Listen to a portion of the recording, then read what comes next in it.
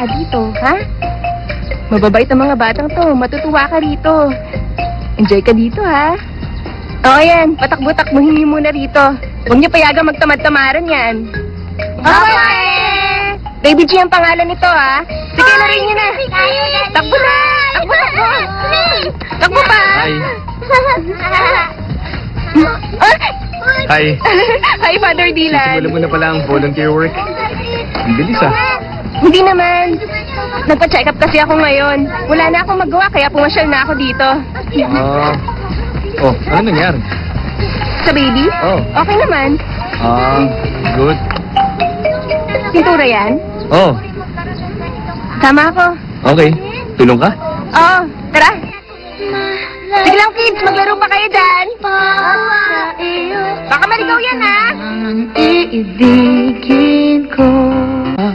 Ang bawat baby ay pinanganak sa mundo na may nagmamahal na magulang. Siguradong sasaya siya. Yung papa sa drawing mo, mukhang galit. Hindi ka ba masaya?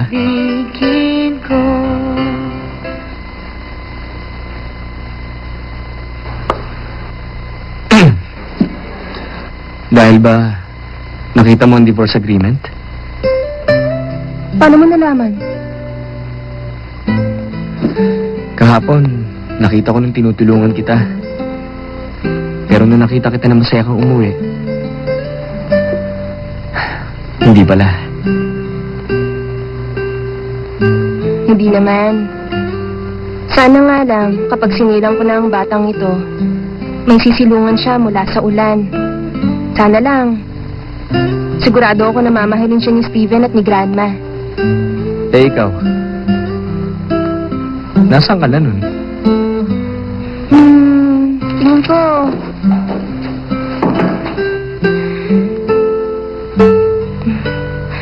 Pagdating ng oras na yon, para akong pinunot na note na tinapon sa tabi.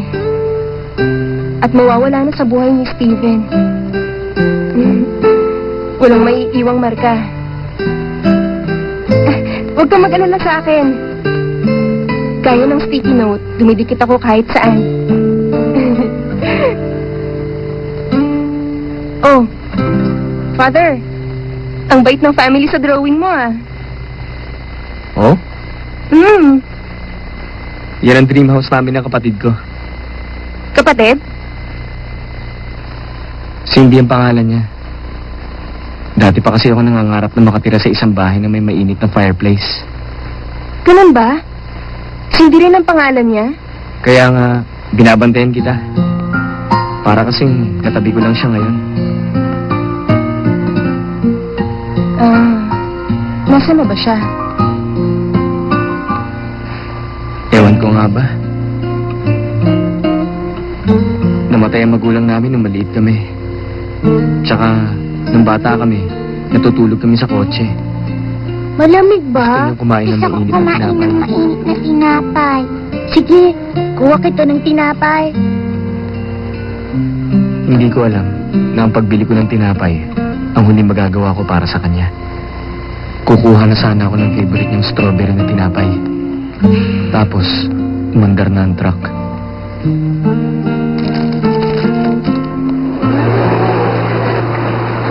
Cindy!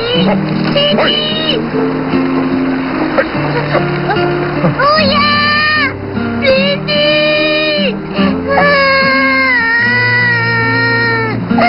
Magnanakaw ka, ha? Bata-bata mo! Ha? Magnanakaw ka na? Hoy! Halika rito! Ha? Pasensya na po!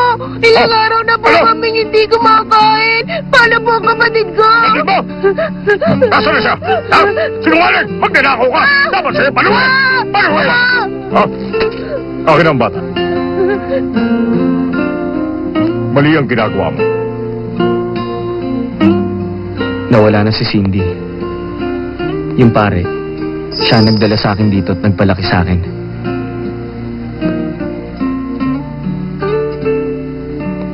Malaki na ako, kaya ko na. Kaya tinutulungan ko si Father para tulungan ng ibang mga bata para matahimik ang konsensya ko. Tinanong mo kung nasaan na ang kapatid ko. Ang alam ko lang, kung bibigyan pa ako ng isa pang pagkakataon para makasama siya ulit. Marami namang Cindy sa mundong ito.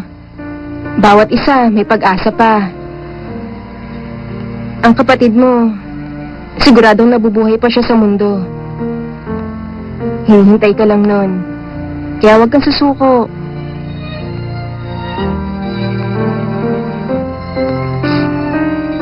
Salamat ah. Mangako ka rin na magiging masaya ka. Huwag kang susuko. Okay. Hmm. Okay. Okay na? Oo, ituloy na natin. Tita Cindy! Tita Cindy! Oh, Anthony. Nawala po yung aso! Ha? Love so sweet, pangako. Doggy! Doggy! Nasaan ka na, baby? Tita Cindy! Nawawala po yung aso! Ha? Ano ba yan? Bakit ko kasi iniwan yung aso dito? Lagot ako kay Steven ito. Paano na yan, Father Dylan? Kapag nalaman niyang nawala yung aso, baka palayasin niya ako pati yung baby. Para lang sa aso? Hindi lang basta aso yun!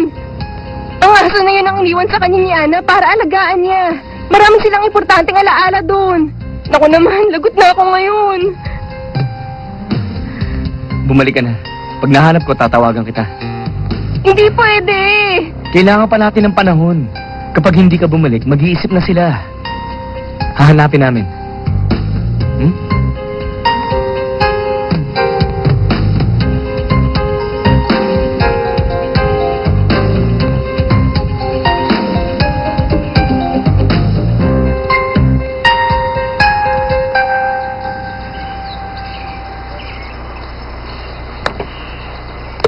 Nice one. Mr. Su, ang galing nyo. Hindi kasing galing ng management record ni Director G. Kinalaban mo ko para sa factory. Ngayon, ibebenta mo sa akin? Bakit pa? Yung formula lang ang habol ko. Hindi ko kailangan ng factory. Ganun kasimple? Oo. Tsaka kagagaling ko lang sa island na yon. Mahirap kausap ang mga tao. Pinilit nila ako na huwag ipasara ang factory. Wala ako interes sa lugar na walang future. Balita ko wala ka pang nabibiling property. Gusto ko nang i-dispose yung factory sa Jiangmu. Kaya yung mga kondisyon ko, okay na siguro para sa'yo. Well and good. Yan ang gusto ko, hindi nagpapaligoy-ligoy. Kailan na signing? Darren? Huwag po kayong mag-alala. Ito-draw up ko na po ang contract para mapirmahan nyo na. Okay, magaling. Kabibili ko lang na ilang tonelada ng mercury. Kaya ngayon may mapagtatapunan na ako. Hindi incinerator? Sa may tatapon? Fraud lang ang paggawa ng incinerator. Kaya ako kailangan yung lupa para tapunan. Doon ko itatapon ang mga toxic waste ko. Oh, di ba sabi mo, ayaw mo nang pumunta sa island na yun? Buti pa ka. Pag kumalat ang mercury sa lupa, hindi na makakakain ng tanim. Hindi maiinom ang tubig. Pati, ang magiging anak nila, magkaka-birth defect, magiging retarde. Hindi sila papayag. Ano? Wala pang 100 ng tao ron. Ay, ang worst case scenario, bibigyan ko lang sila ng pera. Pera-pera lang yan, nakaalam mo ba? Diba sabi mo, galit ka sa mga yun? Congrats! Sa ginawa mo, dediretso sila sa impyerno.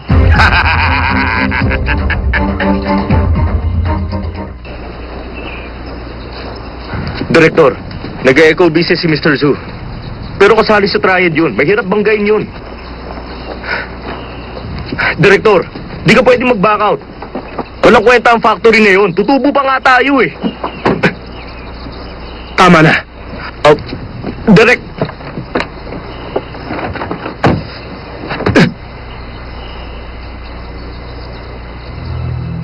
Doon ako lumaki. Doon nakalibing ang papa ko.